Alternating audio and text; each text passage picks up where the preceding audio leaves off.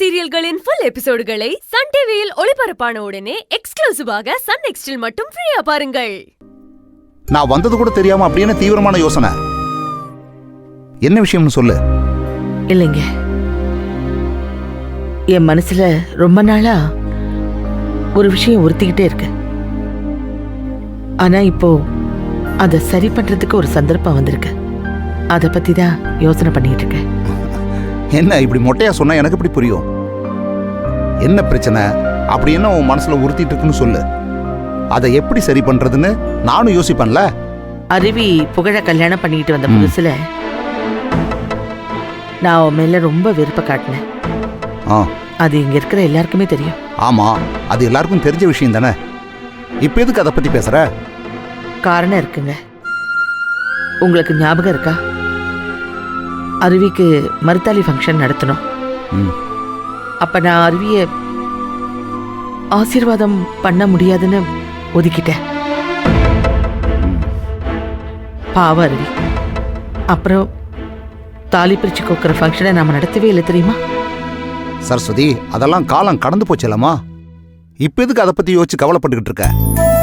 இப்பதான் வெண்ணிலாவுக்கே கல்யாணம் முடிஞ்சு அவளுக்கு தாலி பிரிச்சு கோக்குற ஃபங்க்ஷன் நடக்கிற அளவுக்கு வந்துருச்சே. இப்ப போய் பழசெல்லாம் யோசிச்சு பார்த்து ஏன் வருத்தப்பட்டுக்கிட்டு இருக்க? அப்போ நான் அருவியை ஆசீர்வாதம் பண்ணாம விட்டுட்டேன்.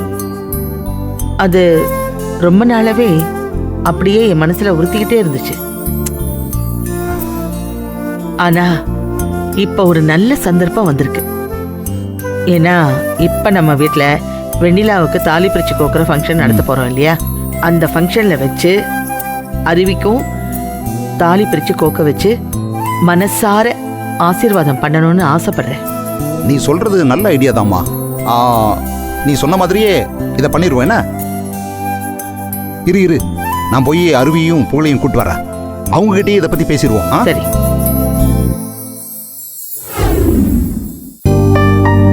வாங்கப்பா, வாங்க. இதோ வந்துட்டாங்க. என்னப்பா? வாங்க, அம்மா தான் கூப்பிட்டா பேசுறதுக்கு. மா, என்னம்மா எங்க ரெண்டு பேரையும் வர சொன்னீங்களா? என்ன விஷயமா?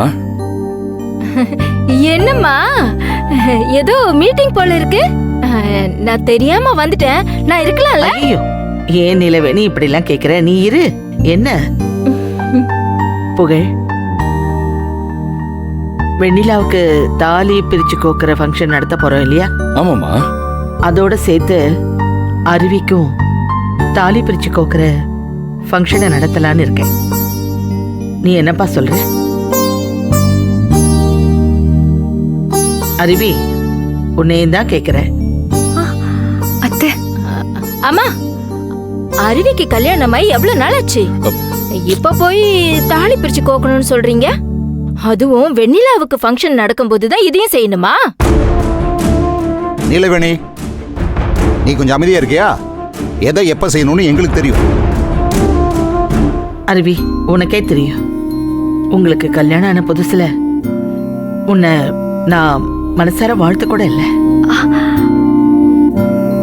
தாலி பிரிச்சு கோக்குற ஃபங்க்ஷனையும் நடத்தவே இல்லை. மறுத்தாலி ஃபங்க்ஷன் மட்டும்தான் நடந்தது.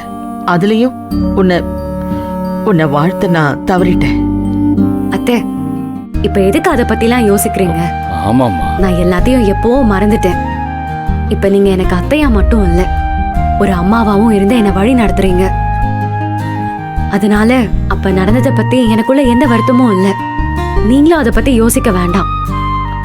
சரிம்மா, நாம வெண்ணிலாவோட ஃபங்க்ஷனை மட்டும் நல்லபடியா நடத்துவோம், அது போதும். அப்படி இல்லம்மா, அப்படி இல்ல அருவி. எனக்கு தெரியும் நீ எல்லாத்தையும் மறந்துட்டேன்னு. ஆனா என்னாலதான் எதையும் அத்தை மறக்க முடியல. அம்மா இல்லாத உனக்கு அம்மாவா இருந்து நான் செய்ய வேண்டிய கடமை இது. அது செய்ய தவறிட்டேன்னு என் மனசு சொல்லிக்கிட்டே இருக்கு. ஆனா இப்போ அதை நிறைவேற்றுறதுக்கு ஒரு நல்ல சந்தர்ப்பம் கிடைச்சிருக்கு.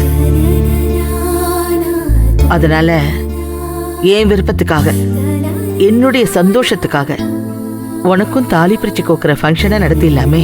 அத்தை, மா, நீங்க செய்யணும்னு முடிவு பண்ணிட்டீங்களா? அப்புறம் என்ன, கண்டிப்பா செய்வோம்மா. அருவி, அம்மாவோட ஆசைக்காக அவங்க சொன்னபடி செய்யட்டும். இப்போ எதுக்கு நீ வேணாங்கிற? ஏய் உன்னதான் சொல்லு. ஆ, சரிங்க அத்தை. உங்க மனசுக்கு சரின்னு பட்டா உங்களுக்கு அது நிம்மதியை தரும் நீங்க நினைச்சா நீங்க சொன்ன மாதிரியே செய்யுங்க. எனக்கு ஒரு ஆட்சேபனையும் இல்ல. என்னால தாங்க முடியலப்பா. அம்மா இந்த அருவிய ஓவரா தான் தாங்குறாங்க. ஏன் பொண்ணோட ஃபங்க்ஷன்ல இவ ஃபங்க்ஷனையும் நடத்தணுமா? நான் விட மாட்டேன். என்ன சரஸ்வதி, புகழும் அருவியும் சரின்னு சொல்லிட்டாங்க. அப்புறம் என்ன, உன் விருப்பப்படியே வெண்ணிலாவுக்கு தாலி பிரிச்சு கோக்கும் போது அருவிக்கும் அதே மாதிரி செஞ்சிருவோம். சந்தோஷம் தானே? இப்பதான் என் மனசுக்கு ரொம்ப சந்தோஷமா இருக்கு.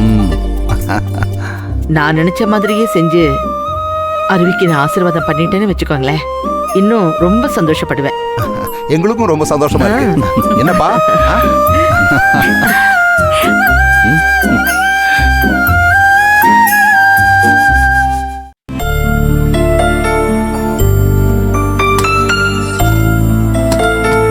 புகழ், போலாமா? அப்பாவை போய் இன்வைட் பண்ணிட்டு வந்துடலாம். என்ன புகழ் யோசிக்கிறீங்க? இல்ல திடீர்னு வந்து உங்க அப்பாவை இன்வைட் பண்ணுங்கிறியே, அதான். ஆமா புகழ், எனக்கு தாலி பிரிச்சு கோக்குற ஃபங்க்ஷன் நடக்கணும்னா என் அப்பாவை இன்வைட் பண்ணிட்டு வரணும் இல்லையா? இல்ல அதை பத்தி யார்ட்டையும் எதுவுமே சொல்லியே. முதல்ல இதுக்கு எங்க அப்பா ஒத்துக்கணும்ல. அதெல்லாம் ஒன்றும் பிரச்சனை இல்லை. அத்தை மாமா கிட்ட பேசிட்டாங்க. நாம 2 பேரும் போய் எங்க அப்பாவை இன்வைட் பண்ணிட்டு வர சொன்னாங்க. போதுமா? சரி, அப்படின்னா நீ மட்டுமே போய் கூப்பிடலாமே, நான் வேற எதுக்கு? என்ன புகழ் இப்படி பேசுறீங்க? இது நம்ம ஃபேமிலி ஃபங்க்ஷன். இதுக்கு நாம 2 பேரும் போய் அப்பாவை அழைக்கிறது தான் மரியாதை. உங்க அப்பாவை போய் கூப்பிடுறதுல எனக்கு எந்த பிரச்சனையும் இல்லை. ஆனா அவர் இந்த சிவசங்கரி வீட்டில் இருக்காரு அருவி, அதான் எனக்கு பிரச்சனையே.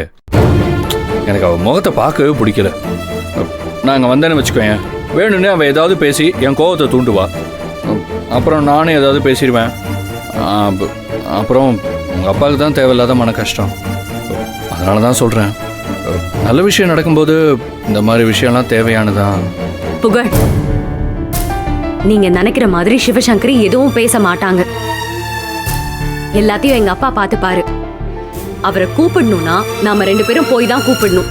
இல்ல முடியாதுன்னா சொல்லிடுங்க, நானும் போகல. நான் அத்தை கிட்ட சொல்லிக்கிறேன். ஏ அருவி, சரி ஓகே, எதுக்கு நீ கோவப்படுற?